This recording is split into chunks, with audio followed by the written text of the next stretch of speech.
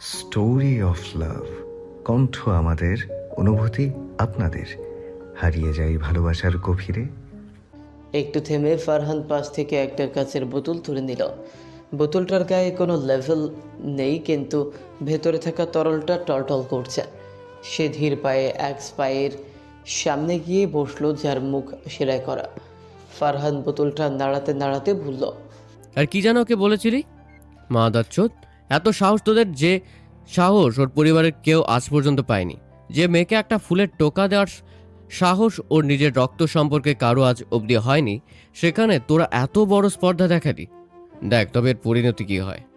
বলেই ফারহান কোনো দয়া মায়া ছাড়াই বোতলের সেই ভয়ঙ্কর অ্যাসিডটুকু লোকটির সেলাই করা মুখের ওপর ঢেলে দিল। সাথে সাথে সোমেলের স্যাঁতস্যাঁতে বাতাসে একটা বিশ্রী পোড়া গন্ধ ছড়িয়ে পড়ল। যেহেতু মুখ সেলাই করা, তাই লোকটির চিৎকার ভেতরেই কুমড়ে মরতে লাগলো। অ্যাসিডের বিক্রিয়ায় তার মুখের মাংস টপটপ করে কোলে মাটিতে পড়তে লাগলো। হাড়ের সাদা অংশ বেরিয়ে এলো মুহূর্তেই। চোখের মণি দুটো পুরে কয়লা হয়ে গেল। অবর্ণনীয় যন্ত্রণায় শরীরটা কয়েকবার ছিচি পোকার মতো কাঁপলো, তারপর নিস্তেজ হয়ে গেল। দৃশ্যটা দেখে মাহির, নোমান আর রিফাত উল্লাসে ফেটে পড়ল। মাহির তালি দিয়ে বলে উঠল, সাবাস ফারহান, একদম পারফেক্ট ফিনিশ। এই জানোয়ারটা যা চেহারা হয়েছে না, এখন একে এর মাও চিনতে পারবে না। নোমান একদলা থুতু ফেললো সেই গলিত মাংসের স্তূপের উপর। অট্টহাসি দিয়ে বলল, একদম ঠিক হয়েছে। এই জারদগুলোর জন্য এটাই সেরা পাওনা। আমাদের বোনেদের দিকে নজর দেওয়ার আগে যেন নরকের দরজাও বসেও এই চেহারাটার কথা মনে থাকে। আর রিফাত পৈশাচিক হাসিতে চোখ দিয়ে বলল, খুব ভালো হয়েছে। এই আবর্জনাগুলো সাফ না করলে দুনিয়ার বাতাস নোংরা হয়ে যাচ্ছিল। মরে যে শান্তি পাবি না তোরা। তার টিলার তো ফারহান দিয়ে দিল। পুরো সৌমিল তখন তাদের পৈশাচিক হাসিতে কাঁপছে, আর মেঝেতে পড়ে থাকা দেহগুলো সাক্ষী হয়ে রইল খানদের ভয়ঙ্কর প্রতিশোধের। ফারহান তার রক্তমাখা শার্টের হাতা উল্টে একবার ঘড়ির দিকে তাকালো। ঠোঁটের কোণে এক অদ্ভুত হিমশীতল হাসি ফুটে এসে নোমান আর মাহিরদের দিকে ফিরে বলল, হারিস ভাইয়ের প্রিন্সের ডিনার টাইম হয়ে গেছে, এদের নিয়ে চল। কথাটা শেষ করেই ফারহান আর পেছনে তাকালো না। সে সমিলের এক কোণে থাকা একটি জীর্ণ দেয়ালের দিকে এগিয়ে গেল, যার চারপাশে কাঠের স্তূপ অগোছালোভাবে পড়ে আছে। দেখে মনে হবে সাধারণ কোনো পুরনো দেয়াল, কিন্তু ফারহান সেইখানে দাঁড়াতেই দৃশ্যপট বদলে গেল। ফারহান দেয়ালের ঠিক 3 ফুট দূরত্বে স্থির হয়ে দাঁড়ালো। সাথে সাথে দেয়ালের উপরের অদৃশ্য ভেন্ট থেকে কয়েকটা সূক্ষ্ম রেড ইনফ্রারেড লেজার বিম নেমে এলো। লেজারগুলো চোখের পলকে ফারহানের সম্পূর্ণ শরীর, তার চোখের আইরিশ এবং তার হাতের তালু স্ক্যান করে নিল। এটি ছিল একটি অত্যাধুনিক বায়োমেট্রিক আইডেন্টিফিকেশন সিস্টেম, যা কেবল ফারিসের অতি বিশ্বস্ত কয়েকজনের ডিএনএ এবং ফেসিয়াল ম্যাপ চিনতে পারে। সেকেন্ড কয়েকের নিস্তব্ধতা, তারপর একটি যান্ত্রিক কিন্তু মেহি কণ্ঠস্বর প্রতিধ্বনিত হলো। Access grenade. সাথে সাথে দেয়ালটির মাঝখানে থাকা সূক্ষ্ম ফাটলগুলো নীল আলোয় জ্বলে উঠল। কোনো ঘর্ষণ বা শব্দ ছাড়াই একটি উন্নত হাইড্রোলিক স্লাইডিং মেকানিজম সক্রিয় হলো। দেয়ালটি বিপ শব্দ করে স্বয়ংক্রিয়ভাবে দুই দিকে সরে যেতে শুরু করলো। এটি কোনো সাধারণ দরজা নয়, বরং একটি আর্মার স্টিল প্যানেল, যা বাইরে থেকে সাধারণ ইটের দেয়ালের ছদ্মবেশে ছিল। দরজাটি খুলে যেতেই ভেতর থেকে একটি নীলচে সাদা এলইডি লাইটের সারি চলে উঠল, যা নিচের দিকে নেমে যাওয়া একটি গোপন টানেলের পথ দেখাচ্ছে। ফারহান অত্যন্ত স্মার্টলি পকেটে হাত ঢুকিয়ে সেই টানেলের ভেতর পা বাড়ালো। পেছনে বাহির আর নোমান সেই আদমরা লোকগুলোকে টেনে হিঁচড়ে নিয়ে আসতে লাগলো। সোমেলের সেই স্যাঁতস্যাঁতে অন্ধকারের ঠিক নিচেই যে এমন এক হাইটেক গোপন আস্তানা থাকতে পারে, তা সাধারণ মানুষের কল্পনার বাইরে। ফারহান টানেলে ঢুকতেই তার পেছনের দেয়ালটি আবার নিঃশব্দে জোড়া লেগে গেল, যেন সেখানে কোনোদিন কোনো দরজার অস্তিত্বই ছিল না। ফারহান টানেলের শেষ মাথায় পৌঁছতেই এক বিশাল হলঘরের মতো জায়গায় এসে থামল। দুই দিকে দুহাত প্রশস্ত করে ছড়িয়ে দিয়ে সে উচ্চস্বরে এক পৈশাচিক উল্লাসে বলে উঠল, বয়েজ, ওয়েলকাম টু ওয়াকান্ডাস কিংডম। ফারহানের কথা শেষ হতে না হতেই মাহির, নোমান আর রিফাত বিস্ময়ে থমকে দাঁড়ালো। তাদের সামনে যে দৃশ্য উন্মোচিত হলো, তা কোনো সভ্য মানুষের কল্পনাকেও হার মানাবে। এটি ছিল এক অত্যাধুনিক খুনিদের আস্তানা, এক গোপন চিড়িয়াখানা। সারি সারি মজবুত কাচের খাঁচা, তবে সেগুলো সাধারণ কাচ নয়, বুলেট প্রুফ রিইনফোর্সড গ্লাস, যার ভেতরে আধুনিক সেন্সর লাগানো। সেই খাঁচাগুলোর ভেতর থেকে অন্ধকারে চলচল করে উঠল কয়েক জোড়া হলদেটে চোখ। 6-7টি কুচকুচে কালো ব্ল্যাক প্যান্থা সেখানে পায়চারি করছে। মানুষের গায়ের গন্ধ পেতেই প্যান্থাগুলো তাদের হিংস্র নখ দিয়ে কাছে আঁচড় কাটতে শুরু করলো। তাদের পেশিবহুল শরীরগুলো অন্ধকারে চোখ চোখ করছে, আর গলার গভীর থেকে বেরিয়ে আসা গর্জন পুরো পাতাল ঘাটিকে কাঁপিয়ে দিয়েছে। খাঁচার চারদিকে ছড়িয়ে ছিটিয়ে পড়ে আছে মানুষের হাড়গোড়, করটি আর শুকিয়ে যাওয়া রক্তের কালচের দাগ। দৃশ্যটা দেখে বোঝা যাচ্ছে এইখানে নিয়মিত নরখাদক উৎসব চলে, তবে সবার শেষে ঘরের একদম মাঝখানে রাখা হয়েছে সবচেয়ে বড় আর রাজকীয় খাঁচাটি।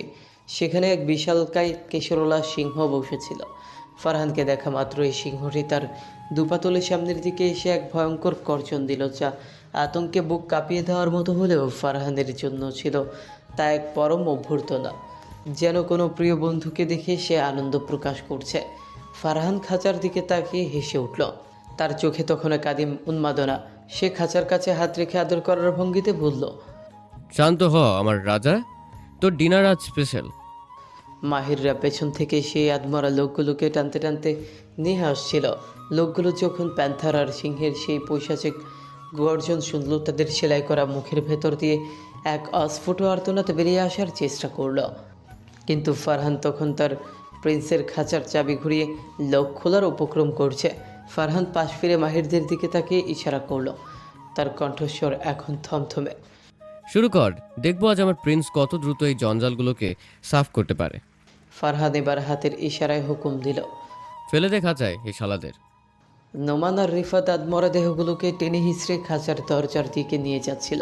মাহিরও যাচ্ছিল, কিন্তু হঠাৎ কি মনে করে সে পিছিয়ে এলো।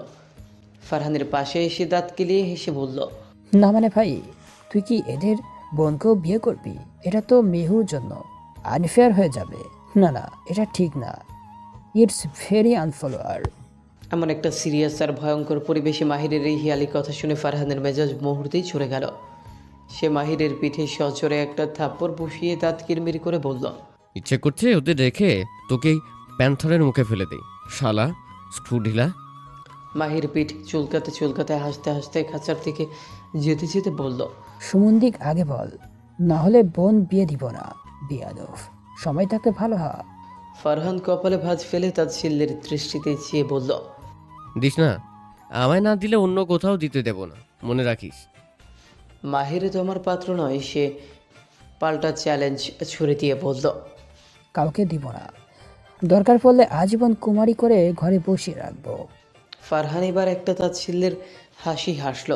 কোনো ভাবলে সেনসরে জবাব দিল, সমস্যা নেই, মামার ডাক শোনার ইচ্ছে না থাকলে ঘরে বসিয়ে রাখিস, কোনো সমস্যা নেই আমার। মাহির মুখ ভেঙচি কেটে বলল, নূরকে বিয়ে দিয়ে এমনিতেও মামা ডাক শুনতে পারবো, তোকে ছাড়াও চলবে। ফারহান এবার বাঁকা হেসে মুখ খুম চালটা চালল। তোর বোন আমায় না দিলে আমি আমার ভাইকেও তোর বোনের সাথে বিয়ে দেব না। এই যেন দুইজনের মাঝে হঠাৎ মেয়েদের মতো চলি আর তর্কের আসর বসেছে। তাদের এই ঝগড়া শুনে নোমানার রেফাত হেসে কোটি কোটি। মাহির চেঁচিয়ে বলল, দুনিয়াতে কি আমার বোনের জন্য তোর ভাই একলা? শোন, আমার বোনেরা এক একটা হুড়পড়ি, বুঝলি? হুড়পড়ি। তোদের কাউকে আমার বোনেদের দিব না, আর মেহরুনকে দরকার পড়লে অন্য কোথাও দিয়ে দিব। ফারহান এবার অত্যন্ত ঠান্ডা মাথায় চরম অবজ্ঞার স্বরে বলল, ঠিক আছে, দিয়ে দিস। তাহলে আমি ফারিস ভাইয়ের সাথে আদ্রিকার বিয়ে দেব। কি বলিস নোমান, মিলবে না? ফারহানের এই এক কথাতেই কাজ হলো। মাহিরকে থামানোর জন্য এটাই যথেষ্ট ছিল। এই কথা শুনে মাহিরের খুক খুক করে হালকা কাশি শুরু হয়ে গেল।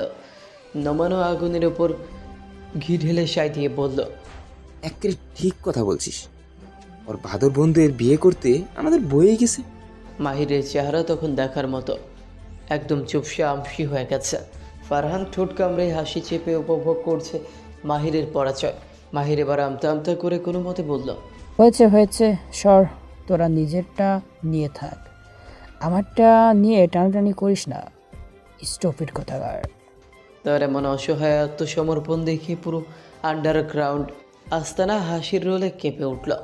এমনকি ক্ষুধার্ত সিংহটাও যেন তাদের এই পাগলামি দেখে একবার হাই তুলল। হাসাহাসি শেষ করে মাহিরা এবার কাজে মন দিল। তারা অর্ধমৃত দেহগুলোকে একে একে একটি ধাতব স্লাইডিং কনভেয়ার বেল্টের ওপর তুলে দিল। ফারহান পকেট থেকে একটি রিমোট বের করে নীল রঙের একটি সুইচ টিপতেই যান্ত্রিক গুঞ্জনে পুরো সিস্টেমটি সচল হয়ে উঠল। এই ফিডিং সিস্টেমটি মূলত একটি অটোমেটিক লিনিয়ার স্লাইড প্রজেক্ট, যা অনেকটা আধুনিক ফ্যাক্টরির প্যাকিং লাইনের মতো কাজ করে। ওপরের সিলিং থেকে একটি স্বয়ংক্রিয় হাইড্রোলিক গেট নিঃশব্দে খুলে গেল। স্লাইডার বেল্টটি নিখুঁত ফোনে সরাসরি প্রতিটি খাঁচার ওপরে রিডিং প্যানেলের সাথে সংযুক্ত। স্লাইডারটি চালু হতেই দেহগুলো একে একে শারীরিকভাবে এগিয়ে যেতে লাগলো। দৃশ্যটা এতটাই যান্ত্রিক যে মনে হচ্ছে কোনো কারখানায় ফিনিশড প্রোডাক্ট প্যাকিংয়ের জন্য যাচ্ছে। ফারহান নির্বিকারভাবে তাকিয়ে দেখছে কীভাবে রক্তমাখা মাংসপিণ্ডগুলো স্বয়ংক্রিয় সেন্সরের মাধ্যমে এক একটি খাঁচার মুখে গিয়ে পৌঁছচ্ছে। যেমন প্রথম লাশটি প্যান্থারের খাঁচার উপরে স্লাইড দিয়ে ভেতরে প্রবেশ করলো। খাঁচার ভেতরের পরিবেশ মুহূর্তেই নরকে পরিণত হলো।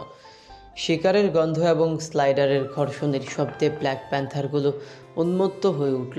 লাশটি খাঁচার মেঝেতে আছড়ে পড়ার আগে একটি বিশাল প্যান্থার শূন্য লাফিয়ে উঠে তার চোয়াল বসিয়ে দিল লোকটির ঘাড়ে। সেলাই করা মুখের ভেতর দিয়ে সেই অর্ধমৃত লোকটির এক বীভৎস গোঙানি বের হওয়ার চেষ্টা করলো, কিন্তু পরক্ষণেই দ্বিতীয় প্যান্থারটি এসে তার পেটের দিকটা নখ দিয়ে ছিঁড়ে ফেলল। প্যান্থারগুলোর ধারালো দাঁত যখন হাড় মরমর করে চিবোতে শুরু করলো, সেই শব্দে পাথরের গুহাটা যেন কেঁপে উঠল। তাদের হিংস্র গর্জন আর কাঁচা মাংস ছিঁড়ে খাওয়ার শব্দে এক পৈশাচিক আদিমতা ছড়িয়ে পড়ল। বাকি খাঁচাগুলোতেও একই দৃশ্য। ক্ষুধার্ত জানোয়ারগুলো যেন এই উপহার পাওয়ার জন্য অধীর হয়েছিল। ফারহান শান্ত চোখে তার প্রিন্সের খাঁচার দিকে তাকালো। ফারহান একটি বাঁকা হাসি দিয়ে বলল, বোনাস হিসেবে আজ ফ্রেশ ডিনার পাবে প্রিন্স, এনজয় কর। মাহির নুমান আর রিফার্ড স্লাইডারের পাশে দাঁড়িয়ে লোমহর্ষক দৃশ্য দেখছিল। মানুষের মাংস আর রক্তের গন্ধে তাদের মধ্যে কোনো বিকার নেই, বরং এক ধরনের বিজয় উল্লাস কাজ করছে। সিংহের খাঁচাটি অন্যগুলোর চেয়ে আলাদা, পুরোটা নিরেট মজবুত লোহা দিয়ে তৈরি। এই বনের রাজাকে ফারহানের ফারিস নিজের হাতে ট্রেনিং দিয়েছে। ফারহান খাঁচার কাছে এগিয়ে যেতে বিশাল সিংহটি তার ঝাঁকানো কিশোর দুলিয়ে সামনে এলো। লোহার শিকের ফাঁক দিয়ে জিভ বের করে ফারহানের হাতটা আলতো করে চেটে দিল সে, আর গলায় এক ধরনের আদরে ঘর ঘর শব্দ করল। দীর্ঘদিনের পরিচিত মালিককে কাছে পেয়ে তার এই আনন্দ প্রকাশ দেখে মনেই হয় না সে এক দুর্ধর্ষ শিকারী। ফারহান সিংহটির মাথায় হাত বুলিয়ে দিয়ে গম্ভীর অথচ সস্নেহ স্বরে বলল, ওদের জন্য এনেছি, আর তোর জন্য আনবো না এমন কি হয়? King is always king. তাই ওই কুলাঙ্গারদের রাজাকেই আজ তোর ডিনারের জন্য রেখেছি। বলেই ফারহান ইশারা করল। স্লাইডারের শেষ প্রান্তে পড়েছিল সেই অ্যাসিডে ঝলসানো মুখওয়ালা লোকটি, যে কাল রাতে মেহরিনকে জঘন্য ভাষায় অপমান করার ধৃষ্টতা দেখিয়েছিল। ফারহান রিমোটের বাটনে চাপ দিতেই সিংহের খাঁচার ওপরের হাইড্রোলিক ঢাকনাটি সশব্দে খুলে গেল। লোকটি তখনও যন্ত্রণায় ধুঁকছে। অ্যাসিডে গলে যাওয়া মাংস দিয়ে তার বীভৎস চেহারাটা দেখা যাচ্ছিল। ফারহান ঠান্ডা মাথায় স্লাইডারটি অন করতেই লোকটি সরাসরি ওপর থেকে সিংহের খাঁচার ভেতরে আছড়ে পড়ল। শিকার খাঁচায় পড়া মাত্রই সিংহটি এক গগনবিদারী গর্জন দিয়ে উঠল। সেই লোমহর্ষক গর্জনে পুরো আন্ডারগ্রাউন্ড রুমটা যেন ভূমিকম্পের মতো কেঁপে উঠল। এমনকি মাহির আর নোমানও এক মুহূর্তের জন্য শিউরে উঠল। সিংহটি তার বিশাল থাবা দিয়ে লোকটির বুকের ওপর আছড়ে পড়ল। কোনো দয়া নয়, কেবল আদিম হিংস্রতা।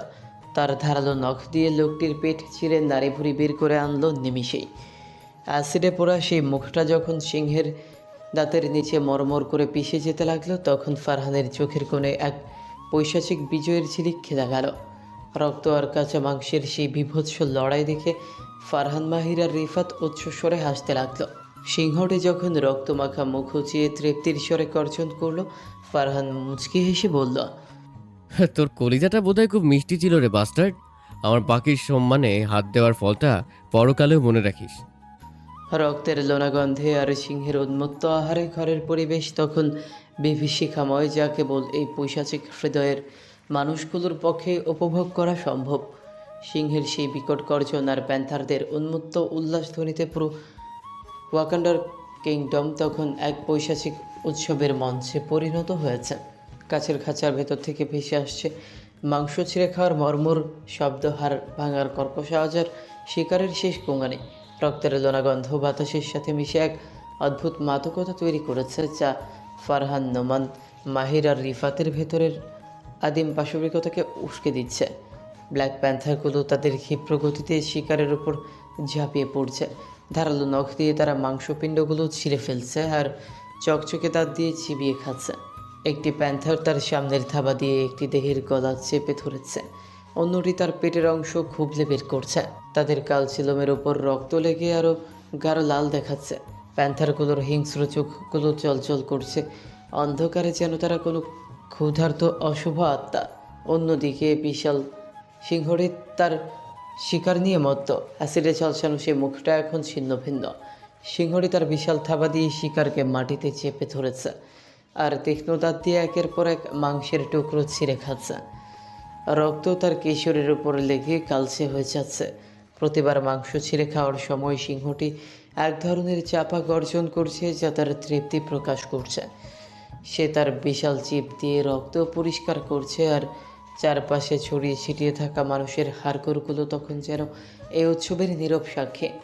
এই বিভৎস দৃশ্যের দিকে তাকিয়ে ফারহান, নোমান, মাহির আর রিফাত এক পৈশাচিক আনন্দে মেতে উঠেছে। তাদের মুখে রক্ত পিপাসু হাসি, চোখে এক হিংস্র ঔদ্ধত্য। তারা একে অপরের দিকে তাকিয়ে তালি দিচ্ছে, অট্টহাসি হাসছে। এই নরখাদক প্রথা তাদের কাছে কেবল প্রতিশোধের উপায় নয়, এটি তাদের ক্ষমতার জানান দেওয়া, তাদের নিজস্ব সাম্রাজ্যের অশুভ আনন্দের এক বহিঃপ্রকাশ। ফারহান ঠান্ডা গলায় হাসতে হাসতে বলল, দেখেছিস আমার প্রিন্স কতটা ডিসিপ্লিন, সবটা একা খায় না, অন্যদেরও ভাগ দেয়। মাহির দাঁত কেলিয়ে বলল, একদম ঠিক বলেছিস ভাই, ভালো খাবার একা খেতে নেই। আর এই হারামজাদাগুলো তো ফ্রেশ মাংস, এদের জন্য তো জানোয়ারদেরও শরীর ভালো থাকবে। নোমান আর রিফাতও হাসতে হাসতে মাথা নাড়ল। এই মুহূর্তে তাদের কাছে এই ধ্বংসলীলা আর খুনের উৎসবই যেন জীবনের সেরা বিনোদন। বাইরে সন্ধ্যার ম্লান আলোয় যখন মানুষ ঘরে ফিরছে, তখন এই পাতালপুরের গভীরে চলছে এক রক্তহীন করা নরবলির মহোৎসব। ফারহান এই ধ্বংসলীলা আর বিভৎস দৃশ্যের দিকে তাকে শান্ত ভঙ্গিতে দেয়ালের সাথে হেলান দিয়ে দাঁড়ালো। তার দু চোখে তখন এক অদ্ভুত মায়া আর আক্রোশের সংঘাত। আগুনের শিখার মতো জ্বলতে থাকা তার চোখের মণি দুটোতে মেহরিনের নিষ্পাপ মুখটা ভেসে উঠল। সে এক দীর্ঘশ্বাস ছেড়ে সিংহের সেই পৈশাচিক ভুজের দিকে তাকিয়ে বলে উঠল, আমার নারী, সে তো আকাশে সেই ধ্রুবতারা, যাকে দূর থেকে দেখে শুধু তৃষ্ণা মেটানো যায়, কিন্তু ছোঁয়ার অধিকার খোদ বিধাতা আমাকেও দেয়নি। যে নক্ষত্রের দিকে হাত বাড়ানোর সাহস আমার প্রেমাতুর সত্তা আজ অব্দি করতে পারেনি, সেই পবিত্র সত্তার দিকে তোরা নজর দিলি কোন সাহসে? ফারহান একটু থামল। তার গলার স্বর এবার আরো গভীর আর মায়াবী হয়ে এলো, যেন কোনো ব্যর্থ প্রেমিকের হাহাকার ঝরে পড়ছে তার কণ্ঠে। সে হাতের রক্তমাখা শার্টের কলারটা একটু ঠিক করে আবার বলতে শুরু করলো, মেহের, ও তো আমার সেই না বলা কবিতা, যার প্রতিটা শব্দ আমার হৃৎপিণ্ডের স্পন্দনে স্পন্দনে লেখা। আবার নিজের অসভ্য স্পর্শ থেকেও যাকে আমি আগলে রাখি আগরবাতির ধোয়ার মতো, সেই আগুনের শিখায় তোরা ঝাঁপ দিতে এলি। তোদের স্পর্ধা তো আকাশচুম্বী ছিল রে বাস্টার্ড। তোদের রক্ত দিয়ে আজ আমার সেই কবিতার তর্পণ করলাম। আমার অস্পৃশ্যা নারীর দিকে তোলা ওই বিষাক্ত চোখগুলো আজ আমার এই পশুর পেটেই শান্তি পাক। সে পৈশাচিক হাসির আড়ালে এক সুপ্ত ব্যথার ছায়া লুকিয়ে সিংহের গর্জনের সাথে তাল মিলিয়ে বলে উঠল, যে নারীকে আমি আমার সর্বস্ব দিয়েও জয় করতে এখনো পারিনি, তোদের এই তুচ্ছ রক্ত বিসর্জনে কি সেই পাপের প্রায়শ্চিত্ত হবে? হবে না। তোদের এই বিনাশ কেবল আমার সেই পবিত্র সত্তার অপমানের এক কণা প্রতিশোধ মাত্র। ফারহানের গলার স্বর এবার শান্ত থেকে এক ভয়াবহ গম্ভীরতায় রূপ নিল।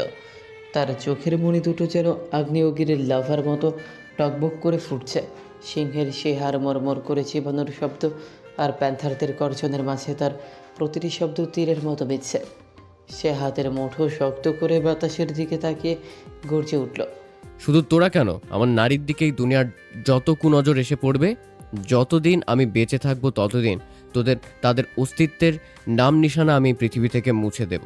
শুধু তাদের নয়, তাদের পুরো বংশ আর অস্তিত্বকেও জ্বালিয়ে পুড়িয়ে ধ্বংস করে ছাই করে দেব। সে এক পৈশাচিক ভেজে হাসতে হাসতে আরও যোগ করলো, মনে রাখিস মেরিন কোনো সাধারণ নাম নয়, ও আমার বেঁচে থাকার একমাত্র অভিশপ্ত প্রার্থনা। যে প্রার্থনাকে আমি নিজের হাতেও কলুষিত করতে চাই না। সেই প্রার্থনার পবিত্রতায় কেউ আঁচড় কাটবে তা আমি এই ফারহান বেঁচে থাকতে অসম্ভব। তোদের রক্ত দিয়ে তো আজ হাতে খড়ি হলো মাত্র, এরপর যে আসবে তার জন্য এর চেয়েও বড় নরক আমি আগে থেকেই সাজিয়ে রাখবো। ফারহানের এই চরম উন্মাদনা দেখে নোমান আর মাহিরও এক মুহূর্তের জন্য চুপ হয়ে গেল। তারা জানে ফারহান যখন আমার নারী বলে যখন তাকে সম্বোধন করে তখন সে আর মানুষ থাকে না, সে হয়ে ওঠে এক রক্ত পিপাসু দানব যে কেবল ধ্বংস করতেই জানে। ফারহান পকেট থেকে তার রুমালটা বের করে হাতের রক্তের দাগগুলো মুছতে মুছতে তেরছা নজরে সেই ছিন্ন ভিন্ন দেহগুলোর দিকে তাকালো। তার ঠোঁটের কোণে এক কুৎসিত তৃপ্তির রেখা ফুটে উঠল।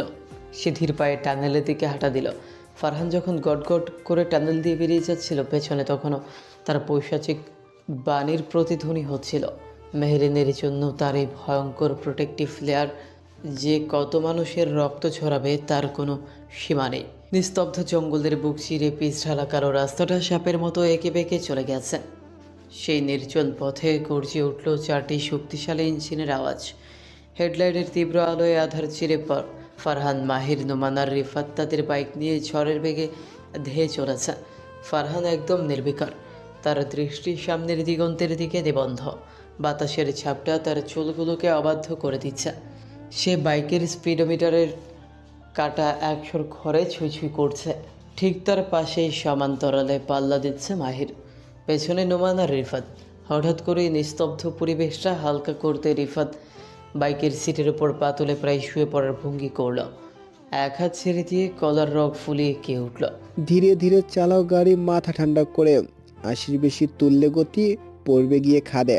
রিফাতের পাগলামি দেখে নোমান পিছিয়ে থাকবে কেন, সেও হ্যান্ডেল থেকে দুহাত ছেড়ে দিয়ে শরীরের ভারে বাইক কন্ট্রোল করতে করতে দাঁড়িয়ে পড়ল। রিফাতের গানের সুরে তাল মিলিয়ে চিৎকার করে কে উঠল। ধীরে ধীরে চালাও গাড়ি, ইঞ্জিল ভালো রবে, 80 বেশি তুললে গতি, অ্যাক্সিডেন্ট হবে। তপ্ত রক্ত আর উত্তেজনার মাঝে এই দুই পাগলের গান শুনে মাহিরের হেলমেটের আড়ালে হাসি চেপে রাখা দায় হয়ে পড়ল। ফারহানের ঠোঁটের কোণেও সেই পৈশাচিক গাম্ভীর্য সরিয়ে এক চিলতে প্রশান্তির হাসি ফুটে উঠল। সে নিঃশব্দে বাইকের গতি একটু কমিয়ে আনলো। এখন 4টি বাইক একই ছন্দে একই গতিতে পাশাপাশি চলছে। মাহির এবার নিজের বাইক নিয়ে কারিগরি শুরু করলো। সে সাপের মতো এঁকে বেঁকে বাইক চালিয়ে এক অদ্ভুত ড্যান্সিং স্ট্যান্ড দেখাতে দেখাতে চিৎকার করে সুর ধরল। 100 কিলো যাওয়ার পরে 100 কিলো, রংটাকে ওভার। বাকি লাইনটা সে আর শেষ করতে পারল না, তার আগেই ফারহান তার বাইকের অ্যাক্সিলারেটর সজোরে মুচড়ে ধরল। ইঞ্জিনের বিকট গর্জনের সাথে পাল্লা দিয়ে ফারহান এবার গলা ছেড়ে ধরল। 100 কিলো যাওয়ার পরে রংটাকে ওভার স্পিড দেবেই। পর মুহূর্তেই 4 জন একসাথে পাগলের মতো চিৎকার করে উঠল। ওভার স্পিড দেবেই। রাস্তার অন্ধকার চিরে 4টে বাইক তীরের মতো সামনের দিকে ছুটে গেল। ভুতুরে জঙ্গলটা তাদের অট্টহাসি আর ইঞ্জিনের শব্দে প্রকম্পিত হয়ে উঠল। এই 4 ব্যাড ভয়েস যেন জীবনের সব অন্ধকার রক্তারক্তি মিলে ভুলে মুহূর্তের জন্য কিশোর জীবনের উত্তমতায় ফিরে গেল। মাহের নিচের বাইকটা ফারহানের একদম গা ঘেঁষে নিয়ে এলো। ইঞ্জিনের গর্জনের মাঝে সে কিছুটা উচ্চস্বরে প্রশ্ন করল, আজকের তারিখটা মনে আছে তোর? ফারহান হেলমেটের ভেতর থেকে একবার তেরছা নজরে মাহিরের দিকে তাকালো। তার চোখের মণি দুটোতে রাস্তার ধারের ল্যাম্পপোস্টের আলো ঝিলিক দিয়ে গেল। সে খুব শান্ত কিন্তু গভীর স্বরে জবাব দিল, আমি ভুলে গেলে কি চলবে রে? মাহিরের গলায় এবার এক ধরনের কৌতূহল ফুটে উঠল। সে বাইকের হ্যান্ডেল শক্ত করে ধরে জিজ্ঞেস করল, তা প্ল্যান কি? কি দিবি ওকে? ফারহান এবার হেলমেটের আলে রহস্যময় এক চিলতে হাসল। সেই হাসিতে যেমন প্রেম ছিল তেমনই ছিল এক ভয়ঙ্কর অধিকারবোধ। সে বাইকের অ্যাক্সিলারেটর আরও জোরে মুচড়ে দিয়ে গতি বাড়িয়ে দিল। বাতাসের শস্য শব্দের মাঝে ফারহানের উত্তরটা ভেসে এলো, ওর গিফট ও অলরেডি পেয়ে গেছে। কথাটা শেষ করে ফারহান আর দাঁড়ালো না। তীরের মতো তার বাইকটা বাকিদের ছাড়িয়ে সামনের নিকশ কালো অন্ধকারের বুক চিরে অদৃশ্য হয়ে গেল। বিগত আধা ঘন্টা ধরে মেহরিনের ঘরের ভেতর এক ছোটোখাটো যুদ্ধ চলছে। মেহনুর আর কমর বেঁধে মেহরিনের পেছন লেগেছে। মেহরিন বেচারি সেই কখন থেকে অনুনয় বিনয় করছে, চিৎকার করছে, কিন্তু কারো কানে যেন ঢুকছে না। বাড়ির সবার মুখে কদুপাটা। মেহরিন মেকআপ একদম সহ্য করতে পারে না। সে ত্বকের যত্ন নিতে ভালোবাসে ঠিকই, কিন্তু ভারী মেকআপ তার কাছে বিষ। আর মেহনুর হলো এই বিষয়ে মেহরিনের ব্যক্তিগত পারফেকশনিস্ট। মেহরিনের চঞ্চলতাকে কাবু করতে আজ নীলু মেহরিনের মাথা শক্ত করে ধরে রেখেছে। এক হাত মারোয়া আর অন্য হাত ফারিন ঝাপটে ধরেছে। ঘরের দরজা ভেতর থেকে লক করা, তাই বাইরের কোনো শব্দ ভেতরে আসছে না, আর ভেতরের প্রতিবাদও বাইরে পৌঁছানোর উপায় নেই। আধা ঘন্টা আগে মেহনুর এক গাদা শপিং ব্যাগ নিয়ে ঘরে ঢুকেছে। ঢুকে মেহরিনকে কার্যত জোর করে একটি টকটকে লাল রঙের আরাবিয়ান ভেলভেট গাউন পরিয়ে দিয়েছে। গাউনটির কারুকাজ এতটাই সূক্ষ্ম যে মেহরিনের গায়ের ফর্সা রঙের সাথে তা এক রাজকীয় আভা তৈরি করেছে। মেহনুর আজ তার পুরো দক্ষতা উজাড় করে দিয়েছে। মেহরিনের লম্বা চুলগুলোকে বড় বড় কার্ল করে সেট করে দিয়েছে, যা তার পিঠের ওপর ঝর্ণার মতো নেমে এসেছে। সবচেয়ে জাদুকরি হয়েছে তার মেকআপ, হালকা অথচ অত্যন্ত প্রফেশনাল একটি অ্যারাবিয়ান লুক। মেহরিনের ধূসর রঙের চোখ দুটো আজ কাজল আর আইশ্যাডোর মায়ে যেন আরও গভীর দেখাচ্ছে। তার গোলগাল চেহারায় আজ অদ্ভুত আভিজাত্য ফুটে উঠেছে। লাল গাউনে মেহরিনকে দেখে মনে হচ্ছে তোবাইয়ের কোনো মরু রাজকুমারী মাত্র সশরীরে মর্তে নেমে এসেছে। মেকআপ শেষ করে মেহনুর হাফ ছেড়ে বাঁচল, হাতের ব্রাশগুলো রেখে দিয়ে আর মোড়া ভেঙে বলল, তোকে সাজাতে যতটা না সময় লেগেছে, তোর ওই অশান্তি সামলাতে তার চেয়ে বেশি এনার্জি শেষ হয়েছে, গাধি কোথাকার। মেহরিন মুখ বাঁকিয়ে আয়নার দিকে তাকাতেই থমকে গেল। আয়নায় ফুটে ওঠা নিজের প্রতিবিম্ব দেখে সে নিজেই যেন নিজেকে চিনতে পারছে না। নিজের রূপের দিকে পরক্ষীণ চেয়ে রইল সে। তার চেনা অবাধ্য মেহরিন আজ এক মায়াবী অপসরায় পরিণত হয়েছে। ফারিন, মারোয়া আর নীলু মেহরিনের দিকে তাকিয়ে স্তব্ধ হয়ে রইল। মেহনুর ড্রেসিং টেবিলে হেলান দিয়ে হাত ভাঁজ করে অপলক নয়নে মেহরিনকে দেখতে লাগলো। তার ঠোঁটে এক পরম তৃপ্তির হাসি ফুটে উঠল। সে আবেগঘন স্বরে বিড়বিড় করে বলে উঠল, মাশাআল্লাহ, আল্লাহুম্মা বারিক লাহা ফিহা। মেহনুর নীরবতা ভেঙে এবার কড়া স্বরে বলল, হয়েছে, এবার চুপচাপ এখানে বসে থাকবি। তোকে তৈরি করতে আমাদের হাল বেহাল করেছিস, এখন আমরা তৈরি হওয়ার অবধি তোকে এখানে মূর্তির মতো বসে থাকতে হবে। খবরদার নড়বি না। মেহরিন অসহায়ভাবে বসে আবারও জিজ্ঞেস করলো, কিন্তু আপু, কারণটা তো বলবে, কেন এভাবে সাজালে আমাকে? ফারিন অবাক হয়ে বলল, তুই কি সত্যিই জানিস না আজ কি? মেহরিন ডানে বামে মাথা নাড়ল। সে সত্যিই কিছু বুঝতে পারছে না। নীল মুখ বাঁকিয়ে বলল, হয়েছে, তোর আর জেনের কাজ নেই, চুপচাপ বসে থাক। মেহরিন মুখ ফুলিয়ে বেডসাইড টেবিলের ওপর রাখা নিজের ফোনটা নিতে চাইল, কিন্তু সে হাত বাড়ানোর আগেই মারুয়া ছো মেরে ফোনটা কেড়ে নিল। ধমক দিয়ে বলল, ডোন্ট টাচ, চুপচাপ বসে থাকতে বলেছি না, একদম ফোন ধরবি না। মেহরিন হতভম্ব হয়ে বসে রইল। তার ভাই বোনরা কেন আজ জেলখানার কয়েদির মতো তাকে আটকে রেখে সাজাচ্ছে, সেই রহস্যের কোনো কিনারা সে খুঁজে পেল না। একে একে ঘরের সবাই নিজেদের প্রস্তুত করে নিল। সাজগোজের ছোটোখাটো এক উৎসব বসে গেল মেহরিনের ঘরে। মারোয়া পরম মমতায় নীলকে সাজিয়ে দিল, আর মেহনুর নিজের দক্ষ হাতে ফারিনকে তৈরি করে দিল। ফারিন আজ পরেছে কালো নেটের একটি চমৎকার গাউন, যার ভেতর দিয়ে উকি দিচ্ছে কারো মেরুন রঙের এনার। নেটের ওপর কালো পুঁতির সূক্ষ্ম কাজ তার রূপকে আরও রহস্যময় করে তুলেছে। নীলু অবিকল একই পোশাক পরেছে। দুই বোনকে যখন পাশাপাশি দাঁড়ালো মনে হচ্ছিল তারা যেন কোনো রূপকথার চোরা নক্ষত্র। মারোয়া বেছে নিয়েছে একটু ওয়েস্টার্ন ধাঁচের ব্ল্যাক অ্যান্ড মেরুন কম্বিনেশনের একটি গাউন।